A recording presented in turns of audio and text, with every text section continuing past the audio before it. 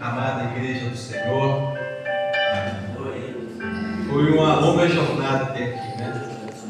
Mas meu coração está transbordando de alegria, porque o Senhor, Ele confirmou aqueles sonhos que Ele já vinha colocando em nossos corações. A visão, o direcionamento, e o Senhor confirmou para que nós estivéssemos aqui junto com essa igreja linda, caminhando com vocês, sonhando com vocês, trabalhando com vocês, nos tornando realmente cada vez mais unidos no Senhor, como uma família que vai com a mesma visão caminhar para a glória de Deus, para o crescimento do reino, para a salvação de almas nesse lugar. E a mensagem que Deus colocou no meu coração para essa noite é uma mensagem que fala sobre sonhos, uma mensagem que me impactou profundamente. E como eu coloquei no vídeo que eu mandei para os irmãos hoje cedo, esse culto para mim ele tem um significado muito grande, porque é primícia, é o primeiro culto que eu vou estar aqui com os irmãos após a igreja ter dado a decisão final da minha vinda, da Mônica, do João e da Ellen aqui para a igreja. Então é primícia. Eu estou aqui de todo o meu coração para entregar esse culto ao Senhor, agradecer a Ele, poder compartilhar essa preciosa palavra que Ele me deu. E o texto está lá em Gênesis, capítulo 39, verso 2, e depois a gente vai para o 37, a partir do verso 1.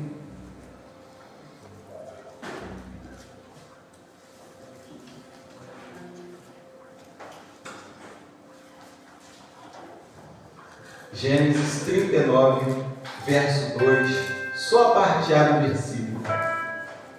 Olha o que nos diz. E o Senhor estava com José. Você agora vai substituir o nome José pelo seu nome, mas você vai colocar no presente. E o Senhor está com... Se você for José, você vai repetir José, né? Então, vamos repetir, cada um falando o seu nome? E o Senhor estava com José. Agora vamos substituir o nome José e colocar: e o Senhor estava com a Igreja Batista Central em Jardim Amendoeira? Vamos, obrigado. E o Senhor estava com a Igreja Batista Central em Jardim Amendoeira. Amém? Agora o 37, capítulo 37, a partir do verso 1.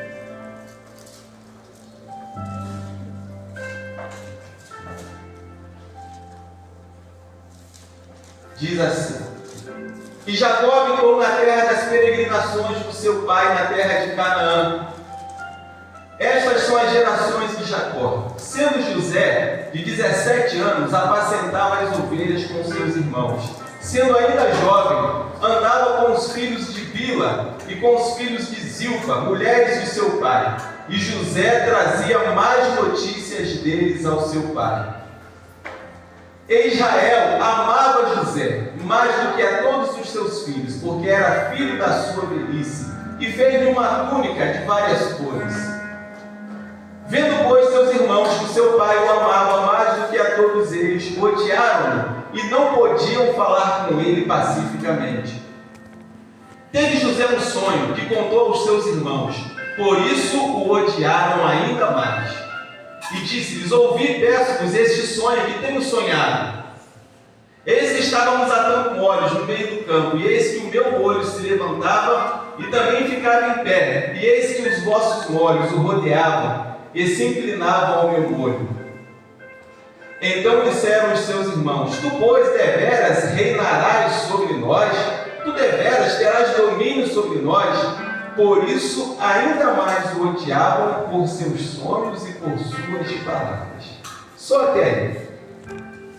Nós vamos aprender nessa noite algumas preciosas lições com esse jovem chamado José, nesse primeiro momento aqui da sua história.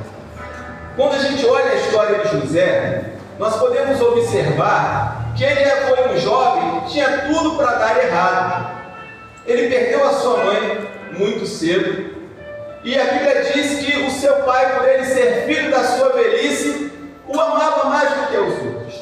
Só que isso despertou um ciúme nos seus irmãos, e os seus irmãos o odiavam porque ele era preferido do seu pai, e ainda tinha outro agravante. A Bíblia vai falar que ele levava mais notícias dos seus irmãos.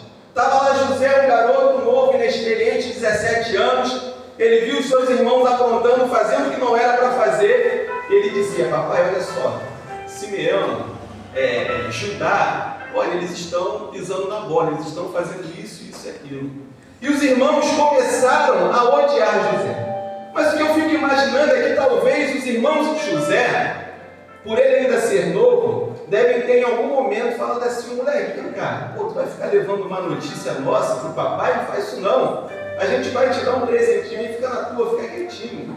Mas José, desde a sua meninice, ele mostrava ser alguém de caráter. Ele mostrava ser um homem de Deus. Porque ele, ao invés de fazer as coisas erradas com os seus irmãos, e seria fácil ser influenciado por eles. Imagina, aqueles irmãos mais velhos podiam ter um influenciado para que fizesse as coisas erradas com ele. Mas ele se posicionava e dizia: olha, isso está errado. Isso não está certo.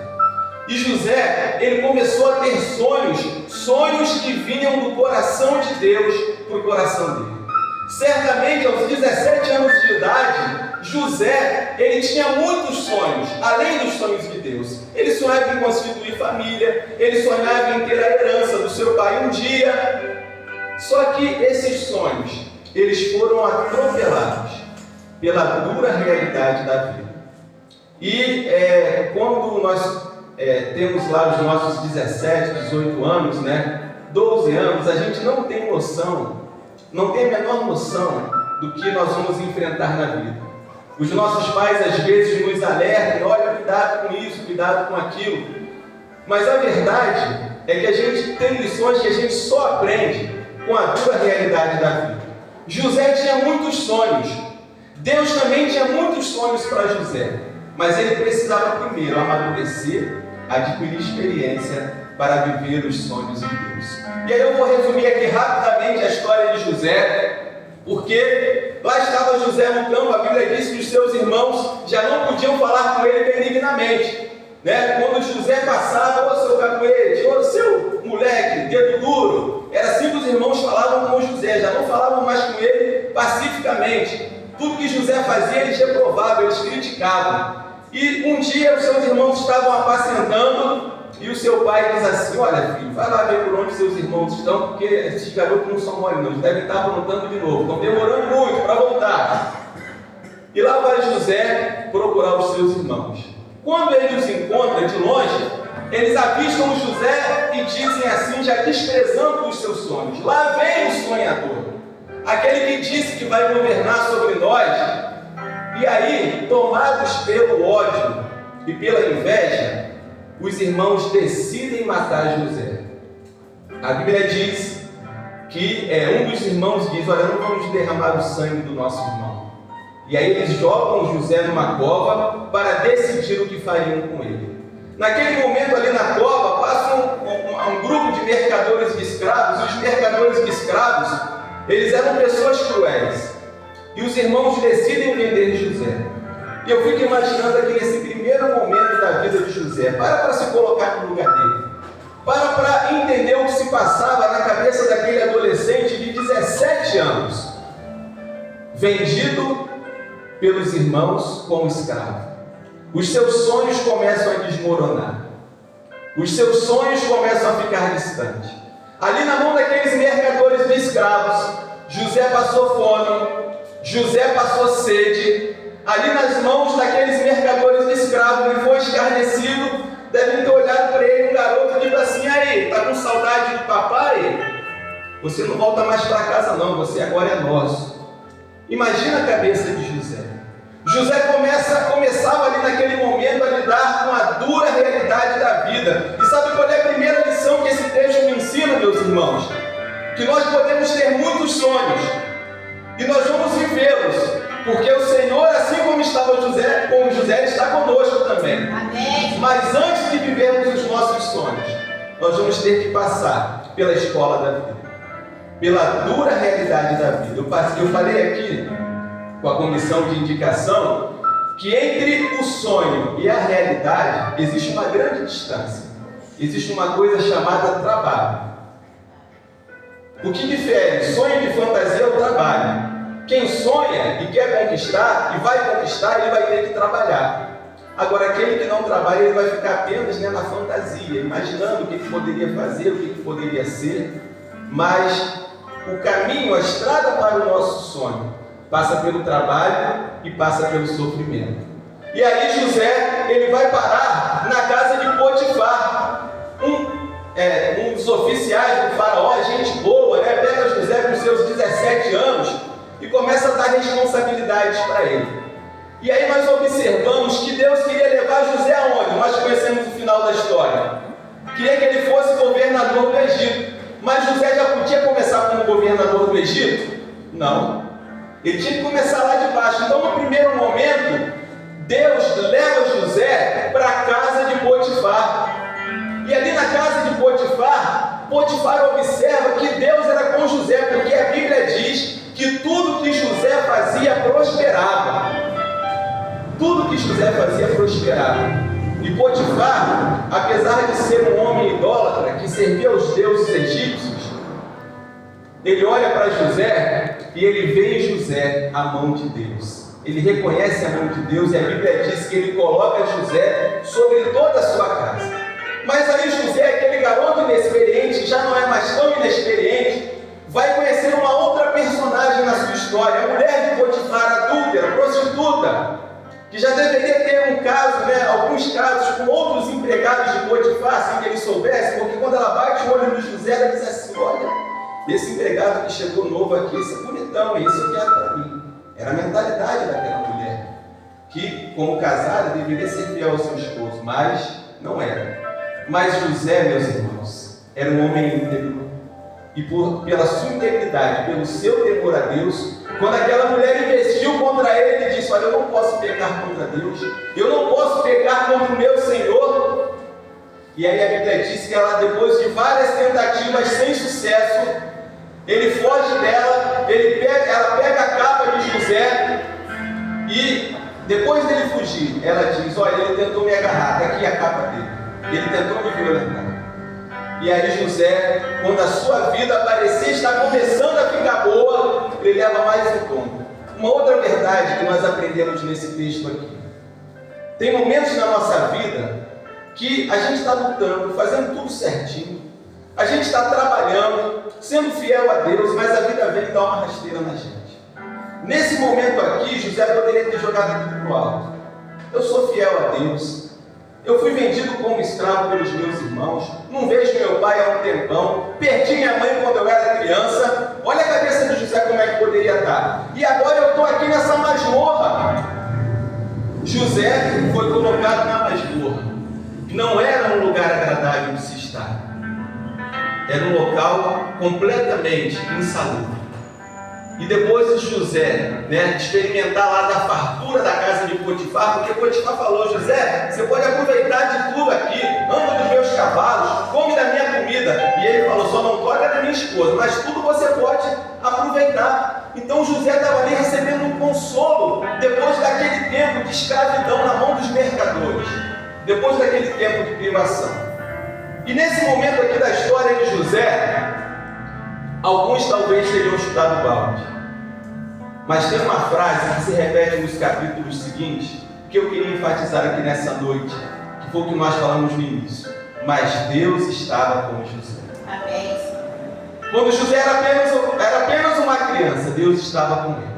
Quando ele tinha os seus 17 anos, ainda inexperiente na casa do seu pai, Deus era com ele. Quando ele foi vendido como escravo pelos seus irmãos, passando fome, frio, privações, Deus era com ele. Na casa de Potifar, quando a coisa começou a prosperar e Potifar viu que a mão de Deus estava abençoando, o Senhor estava com José. Mas nesse momento da sua vida, quando ele vai para a prisão, Deus ainda estava com José. Sabe por quê? A Bíblia diz assim, que o carcereiro, olha que coisa extraordinária, colocou José para administrar a prisão. Tem que ser um prisioneiro muito bom.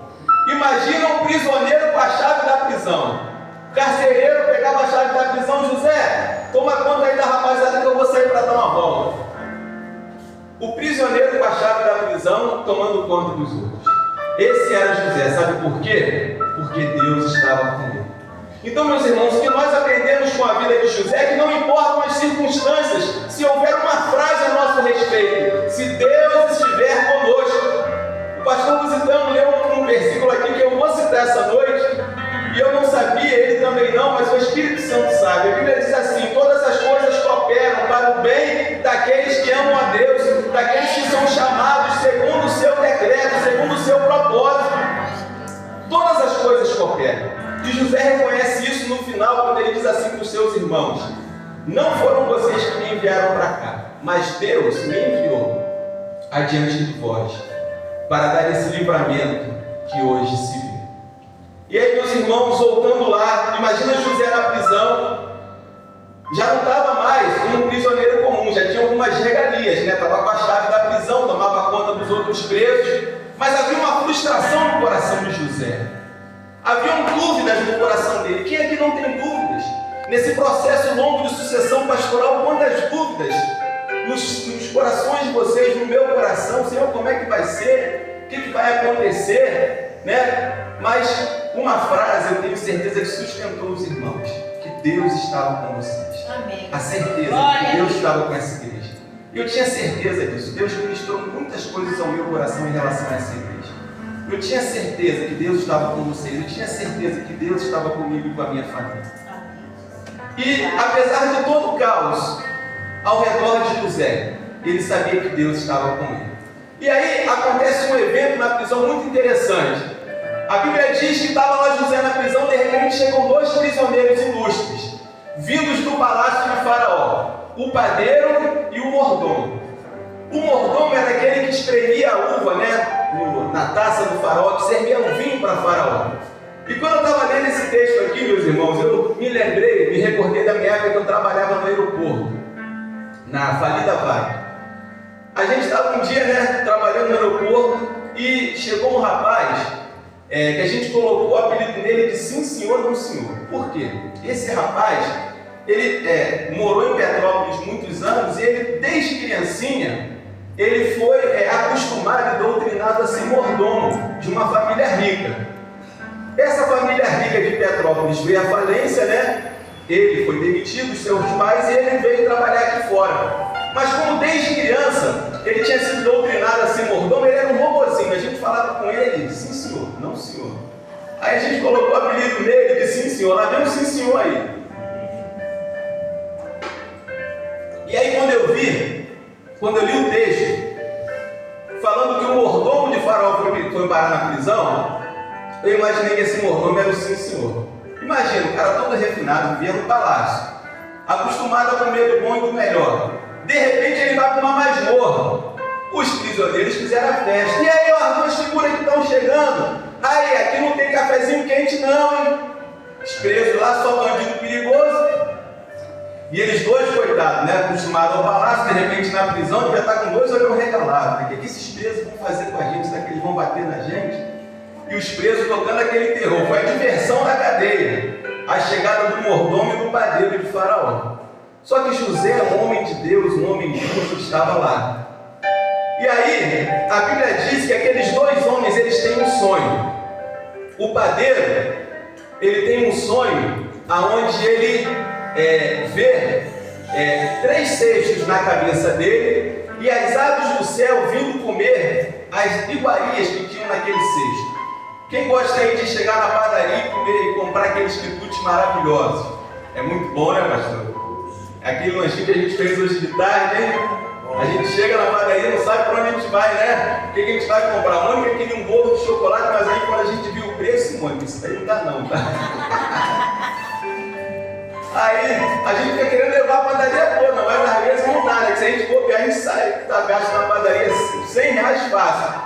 E foi engraçado que uma vez a gente estava em São Pedro da Aldeia, as nossas cunhadas moram lá, né? Até hoje o meu cunhado Bruninho me zoou com isso. Cheguei lá na padaria daquelas caras, né? E eu, morador de São Gonçalo, acostumado a comprar 5 pães por R$2, né? Cheguei na padaria e me deu R$2 de pão, R$4 de pão. Aí eu falei, meu cara, tu foi? R$2 aqui tu não vai comprar nenhum pão. Aí eu, opa, disfarcei. Não, me vê 10 pães aí. Quando veio, né, o valor dos 10 pães, a gente quase caiu para trás. Mas, padaria maravilhosa, coisas, né, assim, extraordinárias da confeitaria, a gente fez um lanche bem gostoso. E aí, imagina o sonho desse padeiro. Ele estava sonhando com isso, ele via vários cestos com aquelas coisas que o faraó gostava e as aves do céu comendo. Aí ele conta o sonho para José.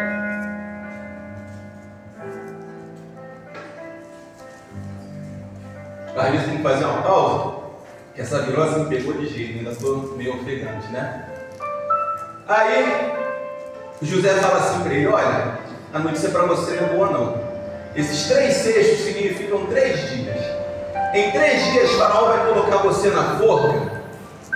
Vai colocar você na forca e as aves do céu vão comer as suas carnes. Aí o mordomo conta o sonho para ele também. O mordomo sonha com 3 ramos da barreira, né? E ele colhia aquelas uvas e espremia no copo do faraó. E aí José diz assim para o mordomo: olha, você vai ser diferente. O faraó vai te restituir a presença dele e você vai continuar servindo ao faraó. Mas aí José vira para esse mordomo e fala assim: mas olha só, meu amigo, eu interpretei seu sonho. Vê se quando você chegar diante do faraó, lembra de mim, fala de mim para ele. E a Bíblia diz uma frase interessante, que quando José está diante desses homens, lá no capítulo 40, verso 8, ele diz assim: não pertencem às interpretações a Deus um jovem que com 17 anos sonhava. Agora na prisão, um pouco mais experiente, ele demonstra também ter intimidade com Deus, porque ele diz assim: não pertencem a Deus as interpretações, e ele vai falar dos sonhos. E aí ele chega lá para o mordomo, né, o sim senhor, não senhor, e diz: olha, quando você estiver diante do faraó, lembra de mim. O mordomo lembrou?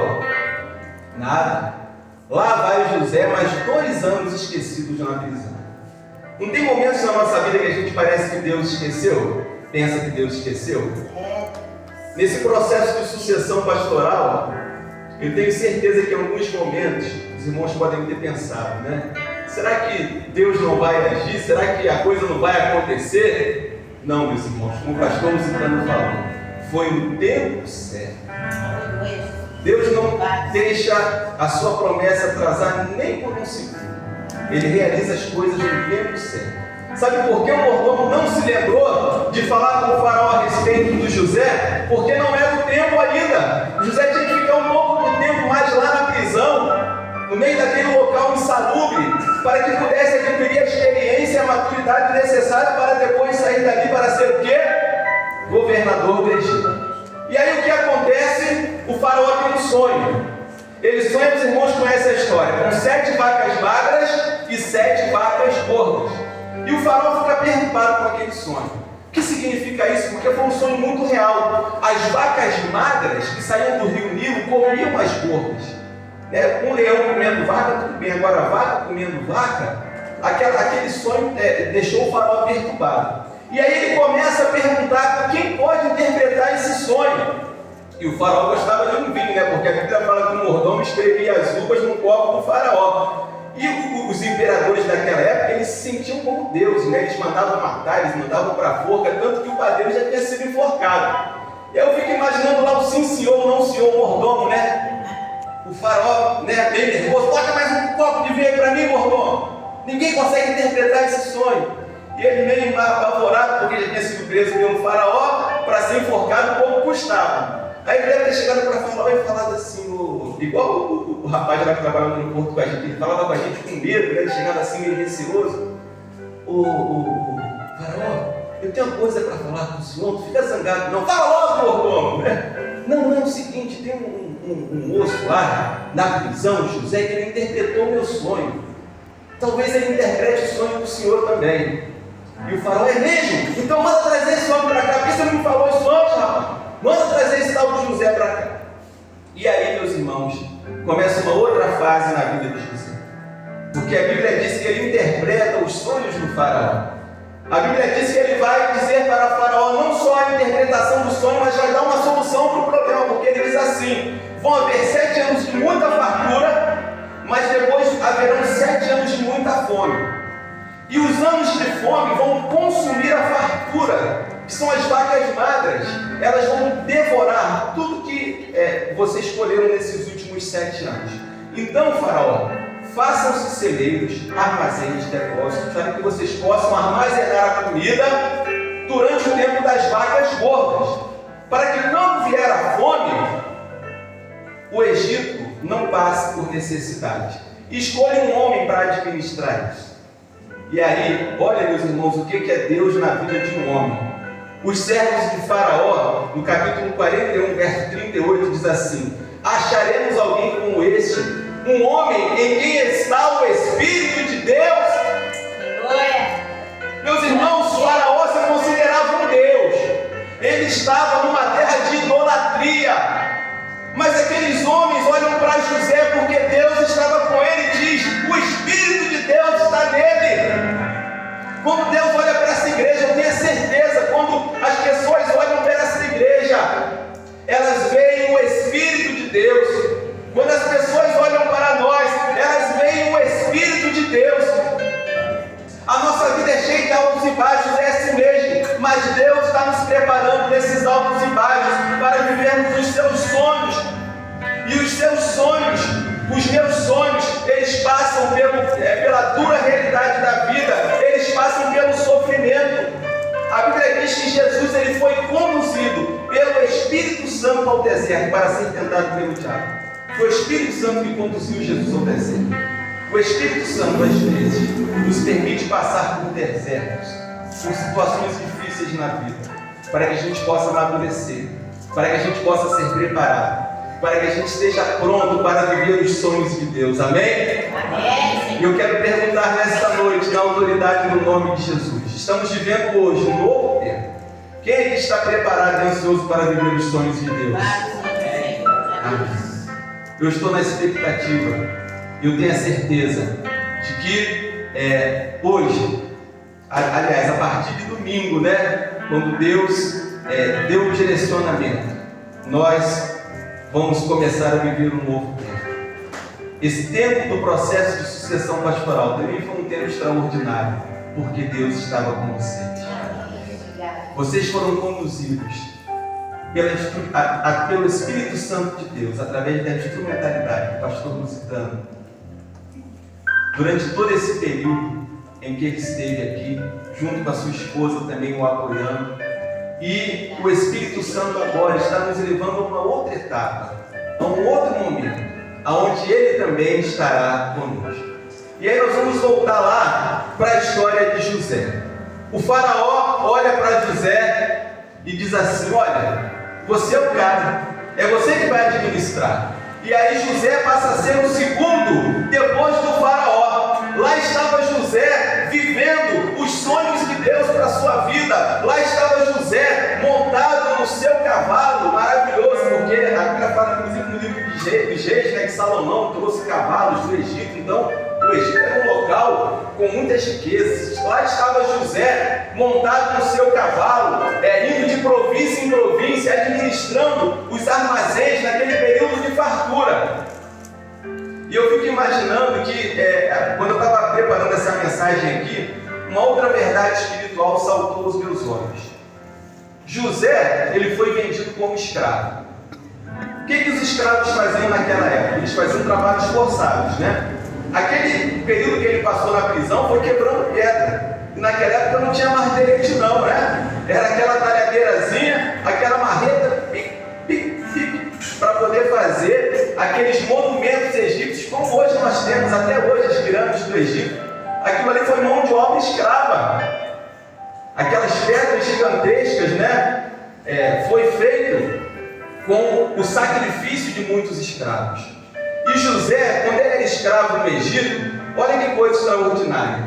Ele estava quebrando pedra, ele estava preparando, muitas vezes, o material que seria usado nos palácios. Palácios que um dia ele ia entrar. Palácios que um dia ele ia pisar. E qual é a verdade espiritual que isso traz para nós? Que o nosso sofrimento hoje, que as provações que nós passamos hoje, são o preparo, são a casa que nós vamos morar amanhã. Tudo aquilo que nós vivemos hoje, de sofrimento, de angústia, de provações, é a preparação para os palácios que nós vamos pisar amanhã. Amém? Está chegando o tempo da fartura, está chegando o tempo de governarmos, está chegando o tempo de nós experimentarmos os sonhos de Deus na nossa vida. Meus irmãos, quando eu falo de sonhos de Deus, eu não falo só daqui desse mundo, dessa terra, não. Eu quero contar um breve testemunho que nós tivemos lá na Cibaja recentemente. Mas antes desse testemunho, eu queria contar uma coisa. Eu preguei uma mensagem lá na Cibaja e eu falei assim: meus irmãos, já reparou quando a gente passa em frente a algum cemitério, o Parque da Paz? A gente olha assim, até com um certo, poxa, não queria estar nesse lugar aqui não. Não tem às vezes que fazer algum sepultamento, lugar de tristeza, lugar de morte. Mas eu tive uma visão, um dia desses, quando eu estava pensando a respeito do Parque da Paz. Os irmãos já pararam para analisar que lá, quem for sepultado lá vai ser o lugar da nossa ressurreição? Ao invés de você passar em frente ao Parque da Paz e dizer assim: eu não quero olhar para esse lugar não, você pode olhar e dizer com autoridade: se eu for enterrado aqui, é aqui que eu vou ressuscitar. E o apóstolo Paulo, ele fala isso: se esperamos em Deus apenas nas coisas dessa vida, somos os mais miseráveis dos homens. E ele está falando aqui da ressurreição dos mortos, porque ele diz assim: se só existe vida aqui, não existe ressurreição, então vamos comer e beber, que amanhã a gente vai morrer. Mas não, existe uma esperança, existe um plano de Deus para nós na eternidade, e é isso que nós estamos começando a viver aqui neste mundo. Meus irmãos, esse momento nosso aqui como igreja é a preparação para a eternidade. Esse momento que nós passamos de sofrimento ao longo desses últimos anos. A minha esposa acompanhou a Ellen, o João não, porque é muito novo, mas há 16 anos atrás, quando eu fui consagrado ao ministério pastoral, eu passei por muitas lutas, atravessei um vale terrível da depressão, do transtorno da ansiedade, lutei e Deus me tirou e me trouxe até aqui. Sabe por quê? Pela minha força? Não, porque Deus estava comigo e eu vi a mão de Deus me conduzindo nos momentos mais difíceis da minha vida. E o testemunho que eu queria compartilhar com os irmãos que aconteceu lá na Cibaja recentemente, essa mensagem aqui eu peguei ela pela primeira vez na Cristolândia, mais ou menos um mês e meio atrás, numa quarta-feira. Quando eu saí da Cristolândia, Deus falou assim comigo: vai na casa de Patrícia e compartilha essa mensagem com ela. Patrícia é a viúva do nosso diácono, falecido diácono, irmão Leonardo. Alguns aqui conheceram ele, diácono Léo, serralheiro. Ele estava na serralheria dele trabalhando, foi serrar um botijão inflamável, explodiu, ele ficou completamente queimado, foi parar no hospital e foi quase um mês sofrendo, com raspagem, foi um sofrimento muito grande. E naquele dia, quando eu saí da Cristolândia, Deus incomodando no meu coração: passa na casa da Patrícia e compartilha essa mensagem com ela. Eu cheguei lá e eu falei assim: Patrícia, eu vim aqui fazer uma visita e compartilhar com você algo que Deus colocou no meu coração. E quando eu comecei a falar de José e sobre os sonhos, ela falou assim para mim: pastor, eu vou te contar um testemunho e você pode compartilhar com a igreja esse testemunho. Antes do Léo morrer, eu tive um sonho. Eu vi uma pessoa deitada no caixão, toda envolta em faixas, em ataduras. Eu não conseguia ver o rosto dessa pessoa. Quando o nosso irmão Léo se queimou, ele teve que ser envolvido em faixas dos pés à cabeça. E ela falou assim: pastor, eu não entendi o sonho no primeiro momento, porque o meu pai era idoso, eu achei que aquele sonho de uma pessoa no caixão era do meu pai. Eu não entendi que Deus estava falando a respeito do Léo, porque eu não conseguia ver o rosto da pessoa. E aí, ela falou que 5 dias antes do retiro do carnaval, eles estavam na casa deles no Espírito Santo. E aí, ela falou que naquele momento ali, na casa deles, um dia à noite, ele acordou de manhã e falou assim: Patrícia, eu tive um sonho e o Senhor, ele nos visitava. Ele vinha aqui no quarto, ele ia na sala, o Senhor nos visitou essa noite. Tudo isso aconteceu pouco antes dele morrer, pouco antes desse acidente. E depois que ele morreu, que a ficha dela caiu, ela pensou: esse sonho que eu tive de alguém no caixão, todo envolto em faixas, foi com ela. Então, meus irmãos, Deus preparou e mostrou o que aconteceria. E aí, quando o nosso irmão Léo estava lá no hospital, tendo que fazer aquele procedimento de raspagem, muito sofrimento, a gente ficava sem entender. Deus, né? A gente se pergunta por que tanto sofrimento, por que tanta angústia? Mas, meus irmãos, tudo tem um propósito. Deus quis levar o nosso irmão Léo, e Ele mostrou, antes de que acontecesse, que seria daquela forma. Agora, por que ele teve que passar por todo esse sofrimento? Não sei. Eu sei de uma coisa: Deus estava com o Léo e levou ele para o céu. Tenho certeza disso. O sepultamento dele foi muito lindo. E eu tenho a certeza de que o nosso irmão está no céu. E os propósitos de Deus para a vida dele agora são na eternidade. São na eternidade. Então, às vezes, em meio a tanto sofrimento, em meio a tanta angústia, a gente se pergunta: Deus, por que tanto sofrimento? Deus, por que está demorando tanto? Por que não se resolve? Por que dessa enfermidade? Por que fulano partiu? Por que eu não consigo que essa porta de emprego se abra para mim? Por que eu estou passando necessidade? Não importa os questionamentos, não importa o sofrimento, só importa uma coisa: grave bem isso nesta noite: Deus está conosco. Deus está com a Igreja Batista Central. Deus está com cada um de nós aqui, com cada família. E Ele vai nos levar a vivermos os seus sonhos e os nossos sonhos também. Porque José tinha os sonhos dele. Imagina, um ex-prisioneiro, agora o segundo no Egito, botou um cordãozão de ouro, né? Escolheu o melhor cavalo, e estava lá José passeando no Egito, tirando onda com a riqueza que Faraó deu para ele. E aí quem chega no Egito procurando comida? Já estava nos 7 anos da fome. Chegam os irmãos de José. Quando José olha para os irmãos, imagina a mistura de sentimento: saudade, raiva, tudo junto ali. Mas José era um homem de Deus, e Deus estava com José. Ele podia ter orado para os irmãos e dito assim: ah, seus miseráveis, vocês aqui, né? Agora vocês vão se ver comigo. Mas não, José era um homem de Deus. E ele resolve fazer um teste com os seus irmãos. Ele olha para os irmãos, conhece os irmãos, mas os irmãos não conhecem ele. Por que os irmãos não conheceram José? José, com 17 anos, era magrinho, cabeçudo, né? Eu, quando olho umas fotos minhas, quando eu comecei a namorar com o Mônica, eu fico até assustado. E teve alguém que resgatou aquelas fitas antigas? Meu pai. Foi teu pai? A gente tem umas fitas antigas aí do tempo que a gente namorava, que era aquela fita cassete, né? E alguém lá da família, Foi Isabelle. Foi Isabelle. Resolveu transformar essas imagens antigas para a gente assistir, né, no celular. Tem pessoas que fazem essa conversão. E ali vão sair muitas pérolas, né? Eu com meus 17, 18 anos, magrinho, só tinha orelha e cabeça. Vai aparecer lá na filmagem. As irmãs de Mônica estão apavoradas, porque vai revelar imagens, né? Imagens terríveis da nossa adolescência. Então os irmãos olharam para José, bonitão, fortão, né? Cheio de cordão de ouro, anel. Eles não conheceram José, já era outra pessoa, era um homem. Mas ele conheceu os irmãos. Ele conheceu os irmãos. E aí a Bíblia diz que José, ele vai fazer um teste com os irmãos. Ele diz assim: olha, vocês são os piores. Está todo mundo preso. E aí eles, né, sem saber o que estava acontecendo: não, que isso, não faz isso não prende a gente não. O nosso pai está lá, é de idade. E aquele negócio todo, aquela história que vocês já conhecem, né? Ele diz assim: então tá bom, eu vou deixar vocês embora. Mas se essa história que vocês estão contando for verdade, deixa o irmão mais novo de vocês aqui, o Benjamim. Olha o teste. Se fosse no outro tempo, os irmãos, deixa esse moleque aí, vamos embora, que esse homem é perigoso, ele vai matar e vai prender a gente.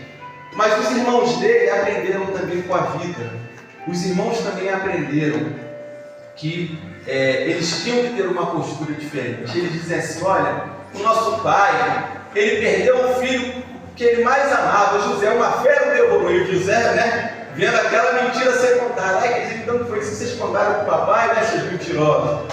Está lá José ouvindo. E aí ele conta aquela história toda, aquela mentira, José olhando, né, como se não estivesse entendendo. E eles dizem assim: olha, se o José já morreu, se esse garoto ficar aqui, o nosso pai não vai aguentar de tristeza. E aí, se eu não me engano, é Simeão que se oferece e diz: eu fico no lugar dele. Aquilo ali toca no coração de José, porque ele vê mudança nos irmãos.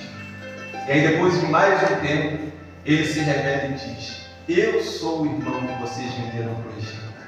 Eu sou José. E meus irmãos, por José ser um homem de Deus, não havia lugar no coração dele para mágoa, não havia lugar no coração dele para o ressentimento, porque ele entendeu que todas as coisas que ele passou, ser vendido como irmão como escravos, ter ido para a casa de Potifar, ter sido caluniado pela mulher de Potifar, ter ido para a prisão, ter sido esquecido na prisão, todo aquele processo, ele pode no final dizer para os seus irmãos assim: olha, não foram vocês que me enviaram para cá, mas Deus me enviou adiante de vós para dar esse grande livramento que hoje se vê. Então, Deus enviou José adiante para que o mundo fosse livrado da fome. Eu quero dizer aqui algo nesta noite, na autoridade do nome de Jesus. Todo sofrimento, todo questionamento, todas as provas que vocês passaram durante esses últimos anos, esses altos e baixos, processo de sucessão pastoral, às vezes a angústia no coração, vendo alguns irmãos indo embora, né? E agora está muita gente indo embora. Tudo isso foi permissão de Deus para que vocês chegassem até aqui. Para que nós chegássemos até aqui. Porque o Senhor estava conosco. O Senhor estava conosco. Meus irmãos, eu tenho a certeza de que nós vamos viver muitos sonhos de Deus neste lugar. Aprove a Deus, pela sua graça e misericórdia, me trazer para cá, me dar essa honra de ser o pastor de vocês. Não por minha sabedoria e inteligência, porque o Espírito Santo já ministrou o meu coração. Quando Josué chega na terra prometida, ele diz assim para aquelas tribos: não foi a espada, não foi a força de vocês que os trouxeram até aqui, mas foi a mão de Deus. Não foi a nossa força. Os irmãos têm consciência disso, porque em alguns momentos as forças faltaram, não foi? Mas o Senhor nos trouxe até aqui, com a sua mão de poder, fazendo o inimigo recuar, fazendo com que nós conquistássemos a terra prometida. Olha quantas coisas os irmãos conquistaram: trocaram o piso da igreja, compraram um outro terreno lá atrás. No meio de todo esse processo, o Senhor deu sinais claros de que está com essa igreja, de que está conosco. E por isso, meus irmãos, nós vamos continuar avançando e conquistando, porque ainda nós temos muitos sonhos de Deus para viver. Amém? Amém. O tempo do sofrimento passou. Amém, juventude? Veja a juventude que está vindo aí. Vamos armar uma tarde de jogos lá em casa? Vamos? Fazer uma pizza, né? Momento de confraternização. Vamos marcar aí com os homens, com as mulheres, uma programação. Vamos agora trabalhar, nos unirmos e ver Deus fazer coisas extraordinárias na nossa vida. Muita coisa boa virá pela frente, né? Então, contagia os outros, chama os outros e fala: olha, o tempo do sofrimento acabou, você que está aí desanimado, né? Vem para o nosso meio, porque agora nós vamos começar a viver novamente os sonhos de Deus. Foi só uma fase da nossa vida necessária para que a gente amadurecesse, para que a gente crescesse. Quantos aqui amadureceram nesse processo de sucessão pastoral? Amém? Eu amadureci e aprendi muito também. E graças a Deus que a chance de me aproximar desse homem de Deus, pastor Lusitano, porque ele está aprendendo a aprender muito. Já tenho aprendido, mas vou aprender ainda mais. É assim que Deus faz. Deus vai colocando pessoas no nosso caminho que vão nos levando aonde Ele quer que nós estejamos. E não vai ser diferente. Amém, igreja? Amém. Foi essa palavra que o Senhor colocou no meu coração. E o celular que eu coloquei aqui parou. Né? Ao vivo é assim mesmo, né? Mas vamos aperfeiçoar para as próximas gravações. Mas como eu sei que às vezes isso acontece, eu falei: Mônica, grava também, porque se daqui parar, então não foi perdido não. Eu vou colocar essa mensagem de hoje no meu canal no YouTube, para estar divulgando para a igreja, né? E a intenção é a gente botar a transmissão dos cultos aqui. Quem sabe, né? Já no dia da posse a gente consegue ter uma transmissão. São sonhos, né? Que a gente vai viver passo a passo, com o pé no chão, mas sabendo que Deus é conosco. Deus é com a Igreja Batista Central em Jardim América. Glória a Deus. Que o Senhor nos despeça em paz e faça melhor a cada coração. Vamos orar? Agradecer. Eu queria pedir o pastor Lusitano que fizesse essa oração. Ele está se despedindo da igreja hoje, abençoasse as nossas vidas. agradecer a irmã Jaqueline, obrigado por tudo, minha irmã, né? Porque a irmã é essa serva valorosa do Senhor, que tem estado ao lado desse homem guerreiro, que tanto abençoa essa igreja e a minha vida também. Eu olhei para trás quando o irmão falou das pizzas, eu já falei para o Raul, eu não esqueço de mim, com a entrada do meu reino, né? Lembre-se de mim, né, irmão Nasci? Quando entrar do reino, lembra da gente. Bom, vamos agradecer a Deus. Quero lembrar que sábado vai ter uma festa lá na Cristolândia, Alcântara, 12 anos da Cristolândia. Vamos estar com a barraca lá, montada lá da Igreja Batista do Rocha. Já tem, me parece que 12 ou 13 barracas de várias igrejas lá. A festa vai acontecer de 9 da manhã às 4 ou 5 horas da tarde. Se nós pudermos dar um pulinho lá, vai ser muito bom encontrar os irmãos lá também. Desejamos sucesso, irmão, Deus abençoe. Obrigado aí, Varão, pela música aí, pela ajuda. Volte outras vezes, será muito bem-vindo, tá bom? Bons amigos, Gustavo, nos traz a bons lugares. Então, se você o trouxe aqui, é porque ele é seu amigo de verdade, tá bom? Tenta se abraçar com nós. Vamos orar, irmãos. Obrigado, papai, por esta noite maravilhosa. Obrigado pelas bênçãos, pela saúde, pela salvação. Obrigado por essa palavra que nos traz conforto, nos dá uma nova visão, nos encoraja. Obrigado, Deus, porque o Senhor tem estado conosco durante todo esse tempo. Entregamos mais uma vez a central nas tuas mãos. Agora, com a chegada do novo pastor e sua família, que essa igreja possa viver o novo de Deus. Amém. Que essa igreja possa ter novas experiências daqui para frente. Que o Senhor fale profundamente ao coração desses irmãos e que eles venham crescer cada dia mais para a glória, honra e louvor do nome do Senhor. Obrigado, Deus, por tudo, e que o Senhor agora, ao terminar o culto desta noite, possa levar-nos até os nossos lares, debaixo do teu cuidado e proteção, como até aqui mesmo nós chegamos. Oramos a Ti, gratos por tudo, e assim te pedimos, em nome de Jesus. Amém. Amém.